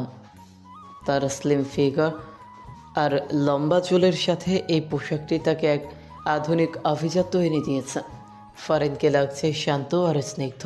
নীলুর চঞ্চল চোখ মুখে ফুটে উঠেছে উচ্ছ্বাস, আর মারোয়াকে দেখাচ্ছে আত্মবিশ্বাসী এক তরুণী। কিন্তু এত কিছুর মাঝে মেহনুর হঠাৎ চিন্তিত হয়ে পড়ল। সে যে ড্রেসটি নিজের জন্য কিনে এনেছিল সেটি কোথাও খুঁজে পাচ্ছে না। ঠিক তখন নীলু মুচকি হেসে একটি রাজকীয় শপিং ব্যাগ হাতে রুমে ঢুকল। ব্যাগটি মেহনুরের দিকে এগিয়ে দিয়ে বলল, নুরাপু, এই যে তোমার ড্রেস। মেহনুর অবাক হয়ে ব্যাগটি হাতে নিয়ে বলল, এটা বাইরে গেল কি করে? আমি তো আলমারির পাশেই রেখেছিলাম। কিন্তু ব্যাগ খুলতেই মেহনুরের বিস্ময়ে সীমা রইল না। এটি তার কেনা ড্রেসটি নয়। মেহনুর ভ্রু কুঁচকে নীলুকে জিজ্ঞেস করল, এই, তোকে এই ব্যাগ কে দিয়েছে? নীলু রহস্যময়ী হাসি দিয়ে বলল, ব্যাগের ভেতরে একটা চিরকুট আছে, নিজেই দেখে নাও। মেহনুর ব্যাগ থেকে পোশাকটি বের করল। সেটি একটি অসাধারণ ব্ল্যাক আর মেরুন কম্বিনেশনের নেটের শাড়ি। শাড়িটি এতটাই চমৎকার যে মেহনুর পলক ফেলতে ভুলে গেল। আসলে এই শাড়িটি সে আজ পছন্দ করে কিনবে বলে ভেবে রেখেছিল, কিন্তু আজ শাড়ির প্রয়োজন নেই তাই কেনেনি। তাই আজকের জন্য সে নিজেই একটি গাউন কিনে এনেছিল। মেহনুর এবার ভাঁজ করা চিরকুটটি হাতে নিল। তাতে গোটা গোটা অক্ষরে লেখা, নিজে কিনে পড়তে হবে সবসময় এমন কোনো কথা তো ডিকশনারিতে নেই। এই দায়িত্ব যে অন্য কারোর, সেই দায়িত্বটা তাকে পূরণ করার সুযোগ মাঝে মাঝে দিতে হয়। তাই তেরামি আর বনিতা না করে চুপচাপ যেন এটা পড়া হয়। মিস ধূসর রাখিনি। লেখাটি পড়ে মেহনুরের ঠোঁটের কোণে এক চিলতে স্নিগ্ধ হাসি ফুটে উঠল। সে বুঝতে পারল এই সূক্ষ্ম ভালোবাসা আর অধিকারবোধ কার দিক থেকে এসেছে। মেহনুর আর কথা না বাড়িয়ে শাড়িটি হাতে নিয়ে ড্রেসিং রুমের দিকে পা বাড়ালো। খান প্যালেসের ড্রয়িং রুমটি আজ কোনো রাজকীয় প্রাসাদের চেয়ে কম কিছু মনে হচ্ছে না। পুরো রুমটি সাজানো হয়েছে মেহরিনের প্রিয় ব্ল্যাক অ্যান্ড মেরুন থিমে, যা আভিজাত্য আর রহস্যের এক দারুণ সংমিশ্রণ। বিশাল হলঘরটির সিলিং থেকে ঝুলে থাকা ঝাড়বাতিগুলোর উজ্জ্বলতা আজ কিছুটা কমিয়ে রাখা হয়েছে। পরিবর্তে পুরো সিলিং জুড়ে কয়েক হাজার ফাইবার অপটিক লাইট বসানো হয়েছে, যা অন্ধকার আকাশে চলচলে নক্ষত্রের মতো এক মায়াবী আভা তৈরি করেছে। ঝাড়বাতির প্রতিটি ক্রিস্টাল থেকে মেরুন রঙের আলোকঝটা বিচ্ছুরিত হয়ে দেয়ালে এক অদ্ভুত নকশা তৈরি করছে। ড্রয়িং রুমের মূল দেয়ালটি সম্পূর্ণভাবে কালো লাল মখমল কাপড় দিয়ে ঢেকে দেওয়া হয়েছে। তার উপর সোনালি অক্ষরে লেখা, happy birthday our princess Mehrin. দেয়ালটির দুপাশ দিয়ে ঝর্ণার মতো নেমে এসেছে শত শত তাজা ব্ল্যাক ব্যাকরা, রোজ এবং মেরুন টিউলিপ। এই দুষ্প্রাপ্য গোলাপের গন্ধ পুরো হলঘরে এক আভিজাত্য ছড়িয়ে দিয়েছে।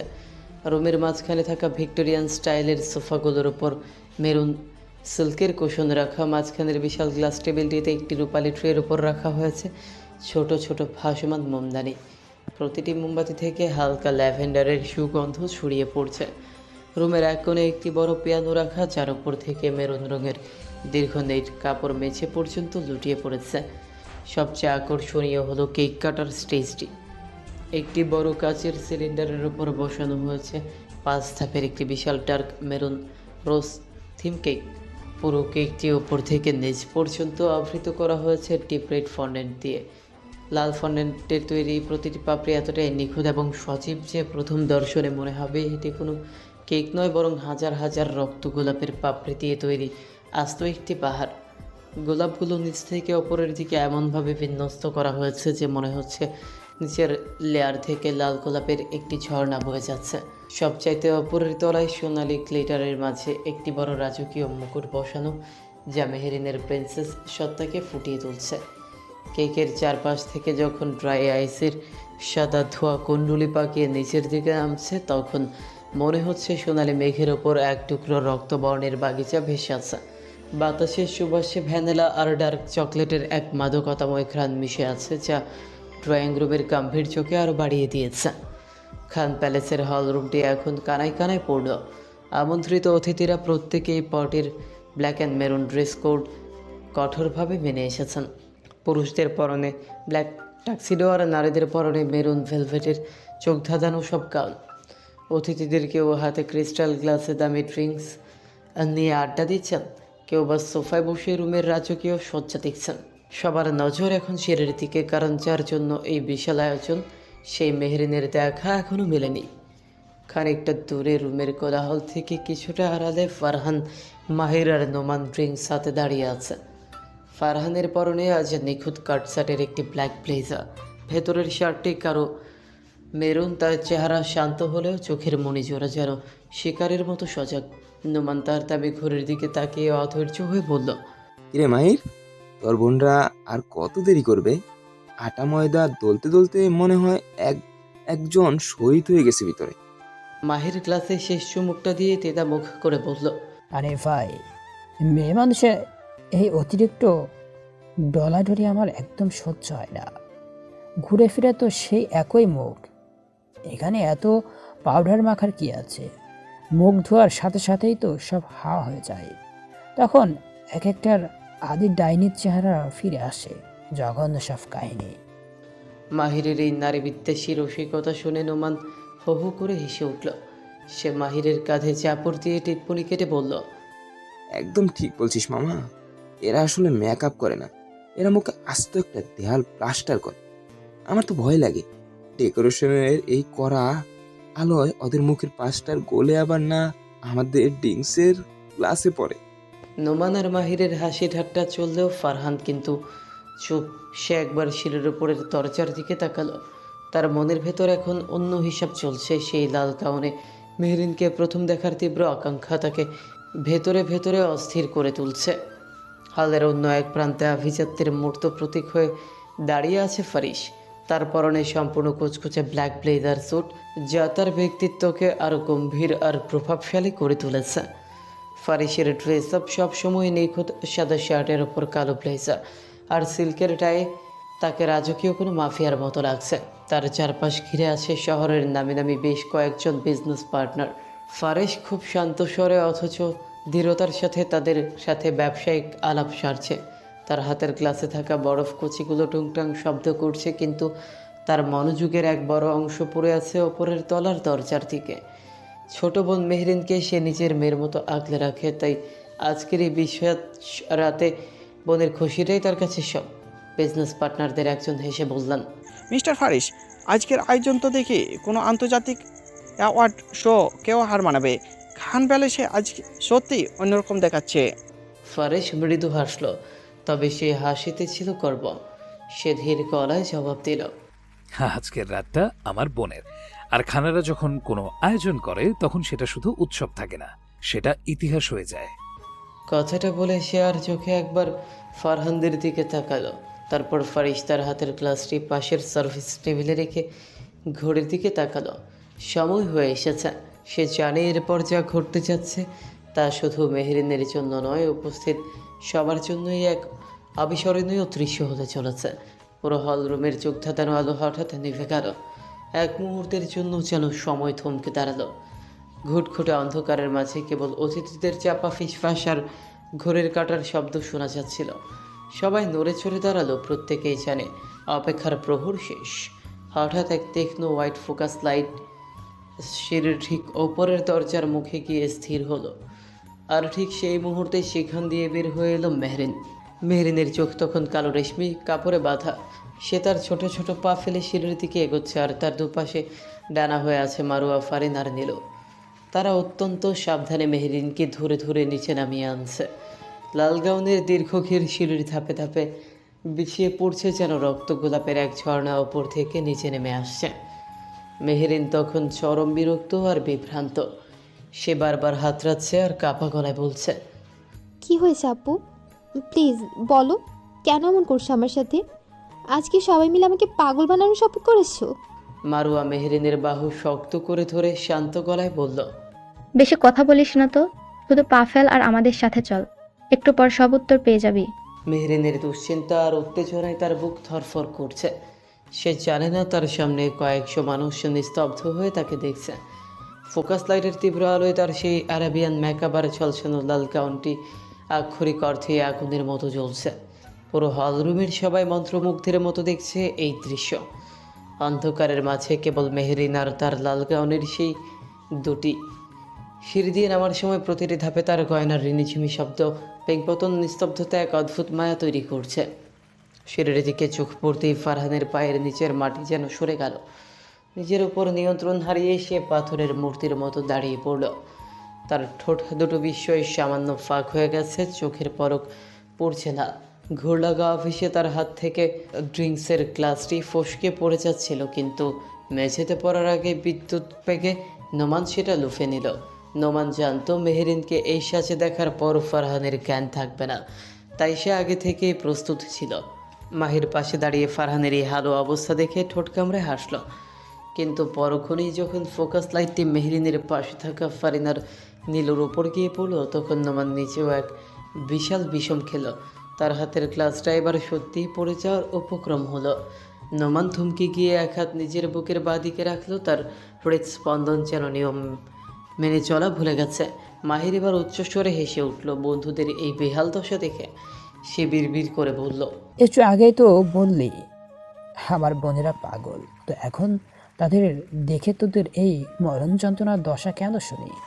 কিন্তু ফারহান বা নোমান কারো কারেই মাহিরের কথা পৌঁছলো না। তারা তখন নিজেদের প্রিয়তমাদের রূপের মায়াজালে আষ্টে পৃষ্ঠে জড়িয়ে গেছে। ফারহান তার বুকের পাঁজর সজোরে চেপে ধরল, যেন ভেতরে উথাল পাথাল হতে থাকা হৃৎপিণ্ডটাকে শান্ত করার ব্যর্থ চেষ্টা করছে। সে অপলক চোখে লাল গাউনে মোড়ানো মেহরিনের দিকে তাকিয়ে বিড়বিড় করে কোনো এক মগ্ন কবির মতো বলতে শুরু করলো। আর কত রূপের অনল পুড়িয়ে মারতে চাস আমায়, আমার অবাধ্য পাখি? আমার এই পাথর শীতল শান্ত মনটাকে কেন বারবার তোর এই সমোহনী রূপের দহনে অশান্ত করিস? বিধাতা তোকে গড়েছেন নূর দিয়ে, আর আমাকে গড়েছেন সেই নূরের পিপাসা দিয়ে। আজ এই লাল বসনে তুই কোনো মানবী নোস।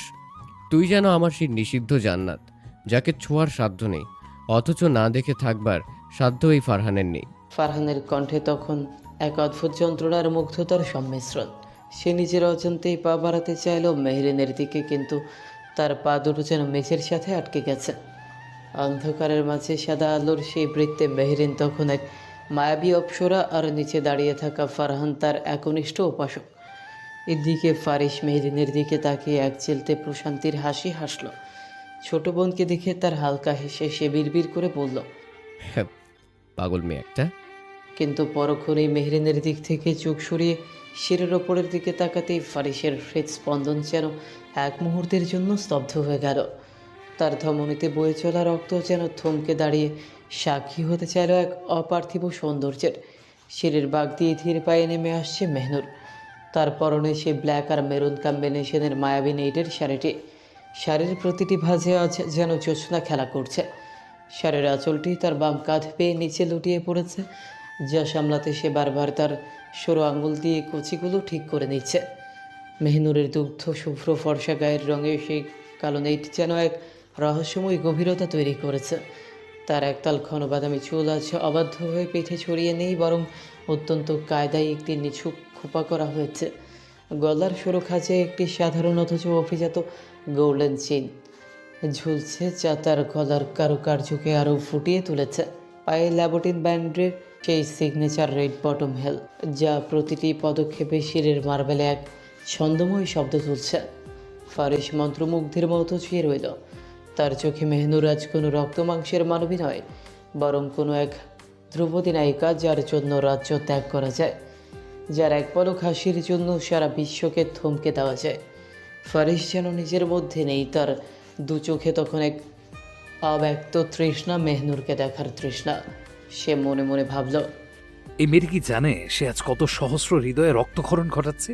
তার এই শান্ত চোখের চাহনি আর শাড়ির ভাঁজে লুকিয়ে থাকা আভিজাত্য কি আমার মতো কঠিন হৃদয়ের মানুষকেও আজ নতজানু করে দেবে? মেহনুর যখন সিঁড়ির মাঝপথে এসে এক পদকের জন্য নিচে তাকালো এবং ফারিসের চোখের সাথে তার চোখ মিলল, তখন যেন পুরো হল রুমের কোলাহল এক নিমিষে নিঃশব্দ হয়ে গেল। ফারিসের পাথরে ব্যক্তিত্বে আজ ফাটল ধরেছে। সে আজ এক পরাস্ত সম্রাট চেয়ে তার রানীর আগমনে নিজের অস্তিত্ব ভুলে গেছে। সিঁড়ির শেষ ধাপে মেহরিনকে নিয়ে আসতেই চারপাশের অন্ধকার আরও ঘনীভূত হলো। মেহরিন তখন বিভ্রান্ত, তার হৃদস্পন্দন দ্রুততর হচ্ছে। ঠিক সেই মুহূর্তে মারোয়া মেহরিনের চোখের রেশমি বাঁধনটি আলতো করে খুলে দিল। এক পলকের জন্য মেহরিনের চোখ দাহা দিয়ে গেল, কিন্তু দৃষ্টি পরিষ্কার হতেই সে যা দেখল তাতে তার মুখ দিয়ে কোনো শব্দ বের হলো না। সামনে সেই রক্ত গোলাপের পাহাড় সদৃশ বিশাল কেক, গোল্ডেন গ্লিটারের দুটি, আর চারদিকে তার পুরো পরিবার। মেহরিন স্তম্ভিত হয়ে দাঁড়িয়ে রইল। সে তো জানত সবাই নূরমহলে আছে, কিন্তু খান প্যালেসের এই ড্রয়িং রুমে তারা সবাই হাজির হবে তা ছিল তার কল্পনার অতীত। 10 বছরের পারিবারিক তিক্ততার ঝগড়া বিবাদের পর আজ সবাই এক ছাদের নিচে কেবল তার 18তম জন্মদিনটি স্মরণীয় করে তুলতে। পুরো ঘর প্রকম্পিত করে সবাই একসাথে কেঁপে উঠল। মেহরিনের দাদা ফাহসামউদ্দিন খান এগিয়ে এসে মেহরিনের মাথায় হাত রাখলেন। গম্ভীর কিন্তু স্নেহমাখা স্বরে বললেন, মাই ডিয়ার ডার্লিং, আমার বংশের প্রদীপ আজ 18 পা দিল। God bless you my dear. দোয়া করি এভাবেই যেন হাসি খুশি থাকো। দাদি নূরজাহান বিবি মেহরিনের কপালে চুমু খেয়ে বললেন, আমার নাতনিটা তো আজ আসমানি হুর হইয়া গেছে, নজর না লাগুক কি ওর তোর হাসিতে। ঠিক সেই সময় ভিড় ঠেলে সামনে এলেন নওয়াজ খান। মেহরিন তার বাবাকে দেখে আর চোখের পানি আটকে রাখতে পারল না। নওয়াজ খান তার আদরের রাজকন্যাকে জড়িয়ে ধরে ফিসফিস করে বললেন, আজকের এই রাতটা শুধু তোর জন্য মা। 18 বছর হোক, পৃথিবীর সবচেয়ে সুন্দর বছর। বড় চাচা ফায়েজ খান আর ছোট চাচা নৌশাদ খান হাততালি দিয়ে বলে উঠলেন, এখন কান্না থামিয়ে কেক কাটার প্রস্তুতি নে মেহু, আমাদের পেটে ক্ষুধা লেগেছে। পপু ফসি আর নাজোয়াও এগিয়ে এসে মেহরিনকে উইশ করলেন। মেহরিনের দু চোখ বেয়ে তখন খুশির ঝিলিক, সে তো ভুলেই গিয়েছিল আজ 1 ডিসেম্বর। পরীক্ষার টেনশন আর পড়াশোনার চাপে নিজের জন্মদিনের কথা তার মাথা থেকে বেরিয়ে গেছিল। মারোয়ারা কেন তাকে ফোন চেক করতে দেয়নি সে রহস্য এখন মেহরিনের কাছে জলের মতো পরিষ্কার। এবার মাহির মেহরিনের হাত ধরে তাকে স্টেজের দিকে নিয়ে গেল। লাল কার্পেটের ওপর দিয়ে মেহরিন যখন হেঁটে যাচ্ছে তখন চারদিক থেকে কানফেটি আর গোলাপের পাপড়ি ছড়ছে। স্টেজে উঠতেই ফারহান তার দৃষ্টির খুব কাছে চলে এলো। ফারহানের সেই গভীর দৃষ্টি মেহরিনকে মুহূর্তের জন্য কাঁপিয়ে দিল, কিন্তু আজ তার মুখে শুধু প্রশান্তির হাসি। সবাই গোল হয়ে ঘিরে দাঁড়ালো সেই রোজ মাউন্টেন কেকটিকে। মেহরিনের এক পাশে মাহির, মেহনুর আর অন্য পাশে তার বাবা। মেহরিন কাঁপা কাঁপা হাতে কেক কাটার ছুরিটা ধরল। যখনই সে কেকটা কাটলো অমনি পুরো ড্রয়িং রুমের স্পিকারে বেজে উঠল মেহরিনের প্রিয় কোনো ইনস্ট্রুমেন্টাল টিউন। চারদিকে হর্ষধ্বনি আর করতালির মাঝে মেহরিন অনুভব করলো এটি কেবল একটি জন্মদিন নয়, এটি তার পরিবারের ভাঙা সম্পর্কগুলো জোড়া লাগার এক মহোৎসব। খুশির আতিশয্যে সে একবার ফারহানের দিকে তাকালো। ফারহান তখনও সেই মায়াবী চোখে তাকিয়ে আছে, যেন সে মেহরিনের এই প্রতিটি অশ্রুবিন্দু আর হাসিকে নিজের হৃদয়ে ফ্রেম করে রাখছে। কেক কাটার পর যেন খান প্যালেসের গাম্ভীর্যের দেয়াল ভেঙে আনন্দের জোয়ার বয়ে গেল। মেহরিনের 2 গালে তখন অশ্রু আর হাসির মাখামাখি। ফারিস নিজের হাতে মেহরিনকে এক টুকরো কেক খাইয়ে দিয়ে কপালে গভীর এক চুমু খেল। ঠিক তখনই হই হুল্লোড় করে ভিড় ঠেলে সামনে এলো মাহির আর নোমান। মাহির নিজের পকেট থেকে একটা চকচকে গোল্ডেন চকলেট বের করে মেহরিনের মুখের সামনে ধরে পাদুর মোলা এক হাসি দিয়ে বলল, শুভ জন্মদিন রে আমার পুতুল রানী। 18 তো হয়ে গেল, এখন কি বুদ্ধি শুদ্ধি একটু হবে নাকি সারা জীবন এই আটা ময়দা মেখেই কাটিয়ে দিবি? এনে তোর গিফট।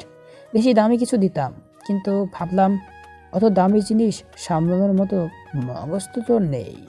বলে মাহির মেহরিনের নাকটা ঝরে টেনে ধরল। মেহরিন ব্যথায় উফ করে উঠতেই পাশ থেকে নোমান ফোরন কাটল। নোমান একটা বড় গিফট বক্স মেহরিনের হাতে দিয়ে নাটকীয় ভঙ্গিতে বলল, আরে মাহির, তুই তো তাও চকলেট দিয়েছিস। আমি তো ভেবেছিলাম ওর জন্য 1 বস্তা ফিটার নিয়ে আসবো। 18 হলেও আমাদের কাছে তো তুই সেই ছোট্ট পেনে মেহুই রয়ে গেলি। শুভ জন্মদিন পিচ্ছি। তবে খবরদার, এই বক্সের ভিতর কিন্তু হীরের হার নেই, ওটাতে তোর প্রিয় সব চকলেট ভর্তি। মেহরিন হেসে ফেলে বলল, তোমরা কোনোদিন শুধরাবে না। মাহির তখন হুট করে মেহরিনকে পাঁজা করে তুলে নেওয়ার ভঙ্গি করে বলল, আরে দেখ দেখ, আমাদের বোনটা আজ দুবাইয়ের রাজকুমারী সেজেছে, কিন্তু তোর মেকআপের নিচে সেই পুরনো মেহুর পচা ঘুমটা দেখতে পাচ্ছি আমি। নোমান আর মাহির মিলে মেহরিনকে নিয়ে এমন সব জোকস শুরু করলো যে বড়রা পর্যন্ত হাসতে হাসতে শেষ। ফারিস হাসি মুখে ভাইদের এই পাগলামি দেখছে, আর দাদি নূরজাহান বিবি ধমক দিচ্ছেন, ওরে স্যার হতভাগারা, মেয়েটার গয়নাগাটি ছিঁড়ে ফেলবি তোরা। এই এত হাসি হুল্লোড় আর আদরের মাঝে মেহরিনের চোখে জোড়া কিন্তু অন্য কাউকে খুঁজছে। সে আর চোখে ভিড়ের মাঝে বারবার তাকাচ্ছে, কিন্তু ফারহানকে কোথাও সামনে দেখতে পাচ্ছে না। একটু দূরে পিয়ানোর পাশে ছায়ার মাঝে ফারহান একা দাঁড়িয়ে আছে। পরনে সেই কালো আর মেরুন পোশাক, হাতে একটা ড্রিঙ্কসের গ্লাস। সে সেখান থেকে অপলক চোখে মেহরিনকে দেখছে। তার চোখে কোনো কোলাহল নেই, আছে শুধু এক গভীর নিস্তব্ধ সমুদ্রের মতো ভালোবাসা। কিন্তু সে সামনে আসছে না, কোনো উইশও করছে না। মেহরিন মনে মনে ভীষণ চটে গেল। বাড়ির সবাই তাকে ঘিরে আছে, বাবা চাচারা মাথায় হাত দিয়ে দোয়া করছে, আর এই লোকটা ওখানে মূর্তির মতো দাঁড়িয়ে তামাশা দেখছে। মেহরিন নিচু স্বরে গাল ফুলিয়ে বিড়বিড় করে উঠল, করল্লা মানব একটা, আস্ত তেতো করল্লা। আজকের দিনটাতে অন্তত সামনে এসে 2টো মিষ্টি কথা বললে কি ওর খানদানি ইজ্জত পাংচার হয়ে যেত? এই বিটকেল খানকে দিয়ে কিচ্ছু হবে না। সারা দুনিয়া একদিকে আর এই খবিশটা তার দিমাগ নিয়ে অন্যদিকে। মেহরিন রাগে মুখ ফিরিয়ে নিল, কিন্তু তার মনটা খচখচ করতে লাগলো। সে ভালো করেই জানে ফারহান তাকে কোনো গিফট দিবে না, অথচ ফারহান তাকে কাল রাতেই তাকে তার সব থেকে বড় উপহার দিয়ে দিয়েছে, তার হিডেন ক্রাশ এর দেখা দিয়ে। এদিকে ফারহান দূর থেকে মেহরিনের বিরক্তি মাখা মুখটা দেখে ঠোঁটের কোণে মৃদু হাসল। সে মনে মনে বলল, রাগ করিস না পাখি, তোর এই রাগী মুখটাই তো আমার বিকেলের সেই সব বিভৎসতা ভোলার একমাত্র ওষুধ। হঠাৎ করে হল রুমের ঝলমলে আলো ছজ্জা নিভে গিয়ে এক গাঢ় মায়াবী অন্ধকার নেমে এলো। চারদিকের হই হুল্লোড় আর হাসাহাসি যেন কোনো জাদুমন্ত্রে এক নিমিষে স্তব্ধ হয়ে গেল। অতিথিরা একে অপরের দিকে তাকাচ্ছে, মেহরিন অবাক হয়ে অন্ধকারে হাতড়াচ্ছে। ঠিক তখনই নিস্তব্ধতা চিরে পিয়ানোর একটি সুমধুর আর তীক্ষ্ণ টুংটাং সুর প্রতিধ্বনিত হলো। একটি রূপালী ফোকাস লাইট তীরের মতো গিয়ে পড়ল পিয়ানোর উপর। সেখানে যাকে দেখা গেল তাকে দেখে পুরো হল রুমের শ্বাস যেন আটকে গেল। স্বয়ং ফারহান পিয়ানোর সামনে বসে আছে।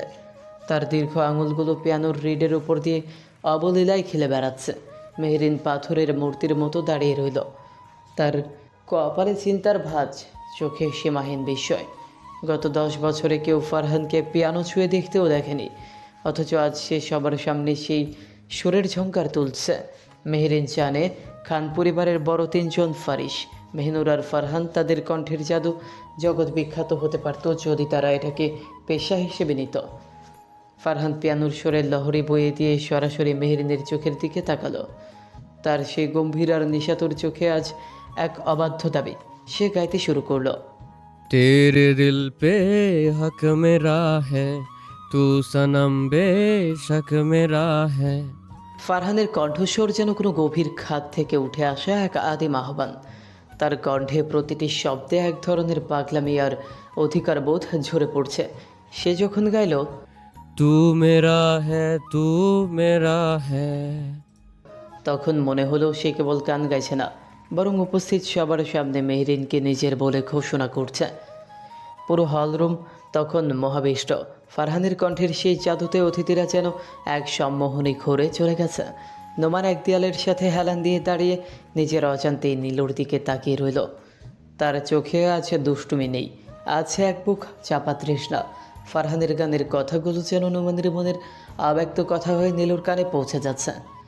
ফারিসের ঠোঁটের কোণে এক তৃপ্তির হাসি। ফারহানের এই কান যেন ফারিসের ভেতরের পাথরটাকেও কলিয়ে দিচ্ছে। সে নিজের অজান্তেই পাশে থাকা মেহনুরের দিকে তাকালো। ঠিক সেই মুহূর্তে মেহনুরও তার দিকে তাকালে দু জোড়া চোখের মিলন হলো। মেহনুরের মায়াবী চোখের মণি দুটো ফারহানের গানের সুরের তালে তুলছে, আর ফারিস সেই চোখে নিজের পুরো জগৎটা দেখতে পাচ্ছে। মাহির এতক্ষণের চঞ্চলতা ভুলে একটু আড়ালে গিয়ে দাঁড়িয়েছে।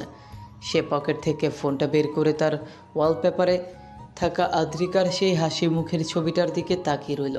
ফারহানের গানের এক একটি লাইন মাহিরের হৃদয়ে গিয়ে বিঁধছে, আর সে মনে মনে কাউকে বলছে, তু মেরা হ্যায়। মারুয়া ফারহানের এই পাগলামি দেখতে দেখতে হঠাৎ কেন যেন পাশে দাঁড়িয়ে থাকা নিহানের দিকে তাকালো। নিহান তখন মেক্সিকান কোনো ড্রিঙ্কসের গ্লাসে চুমুক দিয়ে ফারহানের গান উপভোগ করছে। তার চেহারায় এক ধরনের প্রশান্তি। মারুয়া দেখল নিহানের চোখের তীক্ষ্ণতা আজ কিছুটা নমনীয়। নিহান খেয়াল করলো না মারুয়ার সেই চাউনি। সে তখন ফারহানের সুরে ডুবে আছে। ফারহান গানের শেষ লাইনে এসে মেহরিনের চোখের ভেতর যেন নিজের অস্তিত্ব হারিয়ে ফেলল। মেহরিনের বিরক্তি আর রাগ তখন ধুলোয় মিশে গেছে। তার মনে হলো যে মানুষটা পিয়ানোর পেছনে বসে তার জন্য এইভাবে সুরের চাল বুনছে, সে আর যাই হোক করল্লা মানব হতে পারে না। মেহরিনের দু চোখ দিয়ে এক ফোঁটা অশ্রু গড়িয়ে পড়ল। সে বুঝতে পারল ফারহানের এই রুক্ষ স্বভাবের আড়ালে এক আকাশ পরিমাণ প্রেম লুকিয়ে আছে, যা কেবল তার জন্যই বরাদ্দ। গান শেষ করার পরেও ফারহান পিয়ানো ছেড়ে উঠল না। সে স্থির হয়ে একদৃষ্টে মেহরিনের দিকে তাকিয়ে রইল। হলরুমের সেই নিভে আসা আলোয় ফারহানের চোখে মুখে আজ এক অদ্ভুত নির্লিপ্ততা আর গভীরতা। তার সেই চাউনির প্রতিটি পরতে স্পষ্ট ফুটে উঠছিল মনের গহীনে জমে থাকা অজস্র অজানা আর না বলা কথাগুলো, যা সে হয়তো কখনোই মুখে বলতে পারবে না। মেহরিন তখনও যেখানে দাঁড়িয়েছিল সেখানেই মূর্তির মতো জমে আছে। চারদিকের কোলাহল, মানুষের করতালি কিংবা পরিবারের সদস্যদের উপস্থিতি কিছুই তার ইন্দ্রিয়তে পৌঁছচ্ছে না। সে যেন এক মায়াবী ঘোরের মধ্যে আটকা পড়ে গেছে। মেহরিনের সমস্ত চিন্তা, সমস্ত ভাবনা আর অস্তিত্ব এখন শুধু তার সেই হিডেন ক্রাশকে ঘিরে আবর্তিত হচ্ছে। ফারহানের গাওয়া গানের প্রতিটি শব্দ, প্রতিটি সুরের মূর্ছনা যেন এক একটি তীরের মতো মেহরিনের হৃদয়ে গিয়ে বিঁধছে। মেহরিন অনুভব করতে পারছে এই গানের প্রতিটি লাইন ফারহান যেন সম্পূর্ণ উৎসর্গ করে দিয়েছে তার সেই প্রিয় হিডেন ক্রাশকে কেন্দ্র করে। ফারহানের এই না বলা ইজহার আর সুরের মায়াজালে মেহরিন যেন নিজেকে নতুন করে আবিষ্কার করছে, যেখানে শুধু সে আর তার সেই হিডেন ক্রাশ বর্তমান।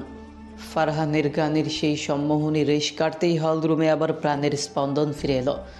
খান প্যালেসের বিশাল ডাইনিং এরিয়াতে রাজকীয় বুফে সাজানো হয়েছে। রূপালী পাত্র থেকে ভেসে আসছে জাফরানি পোলাও, খাসির রেজালা আর শাহি বিরিয়ানির মমঘ্রাণ। ডাইনিং টেবিলগুলো দামি ক্রিস্টাল আর মোমদানি দিয়ে সাজানো, যেখানে অভিজাত অতিথিরা আভিজাত্যের সাথে ডিনার উপভোগ করছেন। মেহনুর ভিড় এড়াতে ডাইনিংয়ের দিকে পা বাড়াবে, ঠিক তখনই সে অনুভব করলো তার পিঠের ওপর এক তীব্র টান। তার সেই সাধের নেটের শাড়ির আঁচলটিকেও আটকে ধরেছে। বিরক্তিতে ভ্রু কুঁচকে মেহনুর পেছনে ঘুরতেই তার হৃদস্পন্দন যেন এক মুহূর্তের জন্য থমকে গেল। ফারিস, সে অত্যন্ত নির্লিপ্ততা ভঙ্গিতে মেহনুরের শাড়ির আঁচলটি আঙুলে পেঁচিয়ে নিচের দিকে টেনে নিয়েছে। মেহনুরের কপালে বিরক্তির ভাঁজ গভীর হলো। সে ফারিসের চোখের দিকে তাকিয়ে তপ্ত গলায় বলল, এই কি করছেন আপনি? এটা কি আপনার পার্সোনাল বেডরুম মনে হচ্ছে? বলেই সে নিজের আঁচলটি ছাড়ানোর আপ্রাণ চেষ্টা করতে লাগলো, কিন্তু ফারিসের মুঠি যেন ইস্পাতের মতো শক্ত। মেহনুর অস্থির হয়ে আবার বলল, ছাড়ুন বলছি, বাড়ির সবাই কিন্তু এখানে উপস্থিত, একটু তো লোকলজ্জার ভয় রাখুন। ফারিস তার কথায় বিন্দুমাত্র তোয়াক্কা করল না, বরং শাড়ির আঁচলটি নিজের হাতের তালুতে আরও কয়েকবার পেঁচিয়ে এসে মেহনুরের কানের একদম কাছে ঝুঁকে এলো। মেহনুরের তপ্ত নিঃশ্বাস ফারিসের গালে লাগতেই ফারিস ফিসফিস করে বলল, ছটফট না করে চুপচাপ থাক। তুই কি করে বুঝবি বিরিয়ানি সামনে রেখেও খেতে না পারার দুঃখ কি? সেই তৃষ্ণা কি ভয়ানক হয় তা কি জানিস? মেহনুর ফারিসের এই রূপক কথার অর্থ বুঝতে পারল না। সে আরও বিরক্ত হয়ে বলল, আপনার এই সব ফালতু কথাবার্তা বন্ধ করুন আর আমাকে যেতে দিন, ছাড়ুন বলছি। ফারিস এবার মেহনুরের আরও কাছাকাছি এসে দাঁড়ালো। তাদের শরীরের মাঝখানে বাতাস চলাচলের জায়গাটুকু অবশিষ্ট নেই। মেহনুরের শাড়ির ফাঁক দিয়ে তার সরু কোমরে নিজের হাত শক্ত করে জড়িয়ে ধরল ফারিস। তার কণ্ঠস্বরে আজ এক আদিম হাহাকার। এত বছর ধরে অধিকার পেয়েও স্টপ হয়ে আছি, তার কয়দিন আর কতকাল নিজেকে এইভাবে আটকে রাখবো? এই কথাটি মেহনুরের কর্ণকুহরে পৌঁছানো মাত্রই তার নড়াচড়া বন্ধ হয়ে গেল। কোনো এক পুরনো দগদগে স্মৃতি মনে পড়তেই তার সারা শরীর রাগে রেরি করে উঠল। দাঁতে দাঁত চেপে সে ফারিসের দিকে ঘুরে হিসিয়ে বলল, দরকার পড়লে আজীবন এভাবেই থাকবেন, তবুও আমি। মেহনুর কথাটি শেষ করতে পারল না, তার আগেই রাগে তার কণ্ঠরুদ্ধ হয়ে এলো। ফারিস মেহনুরকে ছেড়ে দিয়ে কিছুটা দূরেই সরে দাঁড়ালো। তার ঠোঁটের কোণে এক তাচ্ছিল্যের হাসি। সে ব্যঙ্গ করে বলল, বল না, তবু তুই কি? মেহনুর আর কোনো কথার উত্তর দিল না। ফারিসের দিকে এক অগ্নিদৃষ্টি নিক্ষেপ করে সে যখনই পেছনে ঘুরে চলে যেতে উদ্যত হলো, তখনই ফারিস ভাবলে সেনভাবে পেছন থেকে বলে উঠল, তবে যাই বলিস, এই অসময়ে শাড়িটা পরা তোর উচিত হয়নি রেনুর। মেহনুর দ্রুত পায়ে চলে যেতেই ফারিস সেখানে একা দাঁড়িয়ে রইল। সে চোখ বন্ধ করে নিজের অজান্তেই বুকের বাম পাশে হাত রাখল। এক দীর্ঘশ্বাস ছেড়ে বিড়বিড় করে বলল, তোরে রূপে আমি যে ক্ষণে ক্ষণে ধ্বংস হচ্ছি রে আমার পিঞ্জিরার পাখি। আমার ভেতরের এই দহন তোকে কি করে বোঝাই? মেহনুর তখন রাগে তুপতুপ পা ফেলে ড্রয়িং রুমের ভিড়ের মাঝে হারিয়ে গেল, কিন্তু তার মনের কোণে ফারিসের সেই তৃষ্ণার্ত কথাগুলো বেঁধতে থাকলো। খাওয়া দাওয়ার পর্ব শেষ হতেই অতিথিরা একে অপরের সাথে গল্পে মেতে উঠলেন। ঠিক তখনই নিহানের পকেটে থাকা ফোনটি ভাইব্রেট করে উঠল। নিহান স্ক্রিনের দিকে তাকিয়ে দ্রুত কলটি রিসিভ করলো। ওপাশ থেকে কেউ কিছু বলতেই নিহান শুধু বলল, ওকে, গেটটা খুলে দিন, আমরা আসছি। কিছু বলতেই মেহনুরের চোখে মুখে এক উজ্জ্বল আভা ছড়িয়ে পড়ল। সে সম্মতির ভঙ্গিতে মাথা নাড়ালো। মেহনুর এবার মেহরিনের হাত ধরে মুচকি হেসে বলল, মেহু, আমার সবচেয়ে স্পেশাল গিফটটা এখনো বাকি, চল আমার সাথে। মেহরিন অবাক হয়ে বলল, আবারও গিফট? আপু, আজ তো উপহারের বন্যায় ভাসিয়ে দিচ্ছ আমাকে। মেহনুর কিছু না বলে নিজের ভ্যানিটি ব্যাগ থেকে একটি রেশমি রুমাল বের করে মেহরিনের চোখ বেঁধে দিল। মেহরিনকে ধরে ধরে তারা প্রাসাদের বিশাল লনের দিকে নিয়ে গেল। লনের ঘাসে পা রাখতেই মেহরিন শীতের রাতের হিমেল হাওয়ার পরশ পেল। মেহনুর আলতো করে বাঁধন খুলে দিয়ে ফিসফিস করে বলল, তোর 18তম জন্মদিনের সবচাইতে কিউট সারপ্রাইজ। মেহরিন চোখ খুলেই থমকে গেল। সামনে দাঁড়িয়ে আছে একটি বিশাল কালো রঙের লাক্সারি কাচের ভ্যান। ভ্যানটির চারপাশ উজ্জ্বল এলইডি স্ক্রিন দিয়ে সাজানো, যার আলোতে লনের শিশির ভেজা ঘাসগুলো হীরের মতো জ্বলছে।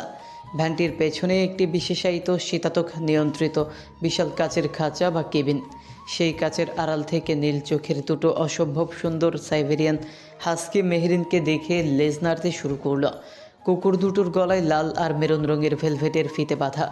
তাদের ধবধবে সাদা আর ধূসর পশমগুলো দেখে মনে হচ্ছে যেন এক টুকরো মেঘ জমা হয়ে আছে। মেহরিন উত্তেজনায় চিৎকার করে উঠল। ও মাই গড আপু, এগুলো কি সত্যি আমার জন্য? নিহান খাঁচার সেন্সর দরজা খুলে দিতেই হাস্কি দুটো এক লাফে নিচে নেমে এলো। তারা মুহূর্তেই মেহরিনের পায়ের কাছে এসে আহ্লাদ করতে শুরু করলো। মেহনুর মেহরিনের মাথায় হাত রেখে আদর করে বলল, তুই সবসময় বলতিস তোর এক জোড়া সঙ্গী চাই যারা তোকে পাহারা দেবে। এই নে, এরা আজ থেকে তোর মেহমান। এদের নাম দিয়েছিস কিছু?